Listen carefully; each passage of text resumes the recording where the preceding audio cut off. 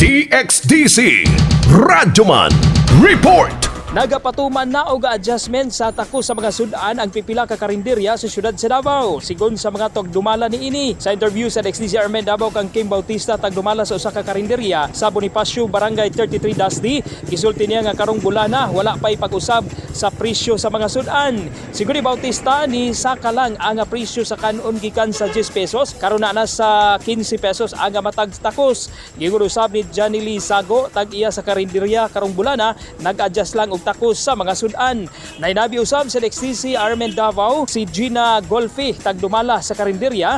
Gisulti niya nga nagpasaka sila og presyo sa takos sa kanon gikan usab sa 10 pesos karon naa sa 12 pesos ang matag takos sa kanon. Nag-adjust gud mi sa sudan ron no kay bisan mahal ang price gas LPG pero amo ang sudan nag-maintain lang gyapon mi sa price pero nag-adjust gud mi og takos sa kanon is nagtubo jud mi og dos kay murag mahal jud kaayo ang bugas ba. Kani atong giapit usab ang presyo sa sudan, ang baka chong 70 pesos ang matag takos samtang ang isda pinirito 40 to 50 pesos ang matag takos, sinigang 60 pesos ang matag takos, adobo humba 60 pesos ang matag takos, samtang ang fried egg 15 ang matag takos. Ang presyo usab sa price gas 1,075 pesos ang matag tangki, samtang ang gasol 1,046 ang matag tangki, samtang ang LPG 1,075 aga mataga tangki. Mao ka natong update kasama mo sa balita og serbisyo publiko. Radyo Mandon Pulayaw, Tatak, RMN. Tatak RMN.